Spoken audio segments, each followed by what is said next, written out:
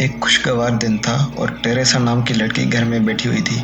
उसने सोचा आज दिन भी बहुत अच्छा है, चलो वॉक करने चलते हैं। तो वो जैसे ही वॉक करने निकली तो उसे रोड पर एक चमकदार चीज़ दिखाई दी जो बहुत ही चमक रही थी।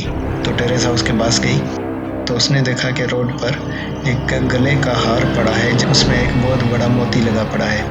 उसने वो हार पहना और फिर वो वॉक करने चली गई। उसी दिन शाम को उसकी तबीयत अचानक से ख़राब हो गई। उसे लगा कि उसे बुखार हो गया है, इसलिए वो सो गई। कुछ टाइम बाद उसकी मॉम और उसके डैड दोनों बीमार पड़ गए। किसी को कुछ पता नहीं चल रहा था कि हो क्या रहा है हमारे घर में। अगले दिन उसकी तबीयत और ज़्यादा ख़राब हो गई।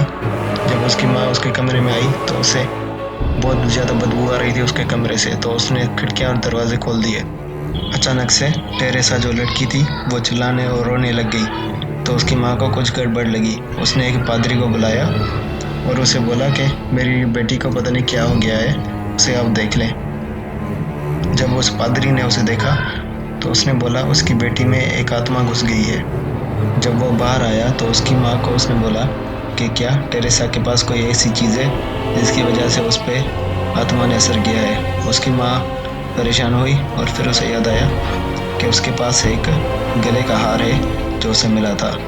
वो गले का हार लेके आई और उस पादरी को दिखाया और उसे देख के कुछ टाइम बाद उस पादरी ने बोला कि तुम्हारी बेटी मर चुकी है, अब वो वापस नहीं आ सकती क्योंकि उसका जिस्म किसी और के कब्जे में है।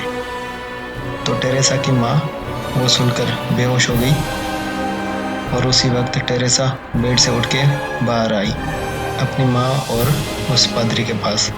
तो उसने जैसे ही अपनी गर्दन हिलाई तो सबसे पहले वो पादरी मर गया। जब उसने दोबारा अपना सर हिलाया तो उसकी माँ भी मर गई और आखिर में टेरेसा खुद बेहोश हो गई। लेकिन उसकी आत्मा अभी तक भटक रही है आसपास में। ध्यान रखना कहीं वो आपके पास ना आ जाए।